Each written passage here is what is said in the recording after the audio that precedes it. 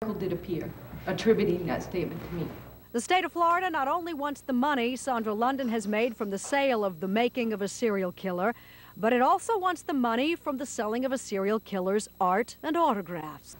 Are you still getting valentines and letters of an affectionate kind from Danny Rowley? Yeah. Are you still sending him similar types of correspondence? I write to Danny about 3 times a week. London doesn't sell their love letters, though she posts them on her website. What purpose do those letters serve to inform the public as to why Danny Rowling is a serial killer? That's a very good question. That's why I asked it.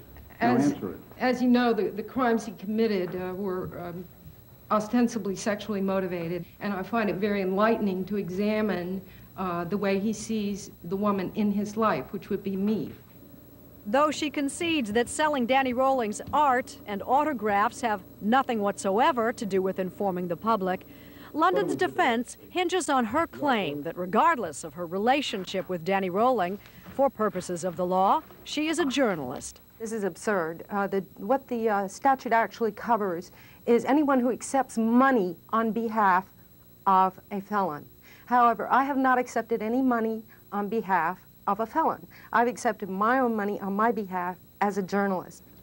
A reporter with a death row beat, if you will. She cites a lengthy list of the death row inmates she's collaborated with or written about. Oh, boy. Let's see. Wayne Henderson in California, quadruple murder. Man who was executed for triple murder in Georgia by the name of Larry Lonchar. A man who was executed in Texas, John Wayne Gacy. He was death row executed. Those are the highlights. I mean, I'm sure there's more. Danny Rowling is not the only story I've ever done, and the reason that I'm doing it is not because we had a relationship at one time that was a personal relationship. The two are not connected. But you were engaged to him and you weren't engaged to any of the others. It's not a significant distinction to you? Jane, we're talking about a court of law. I'm not asking to join the junior league. I'm asking to take a look at this as a legal precedent. You see, the problem, Judge, is we are plowing new ground here.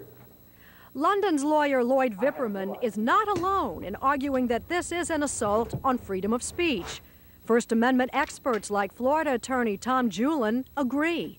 It's targeting speech. It's imposing a punishment on speech or a fine on speech.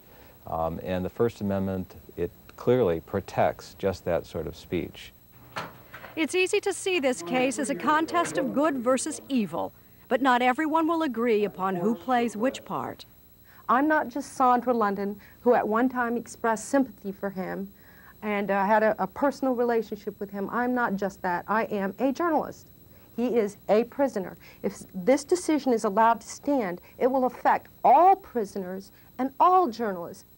That this book, trashy and titillating, is journalism is central to London's defense. Sondra London has been ordered to turn over the profits from her collaboration with Danny Rowling, thought to be about $20,000 for the book, an article she wrote for a tabloid newspaper, and the art and the autographs. London has yet to pay the balance, still expecting to have the verdict overturned on appeal. We want to take this all the way so we don't ever have to go through this again. All the way to the Supreme Court? Absolutely.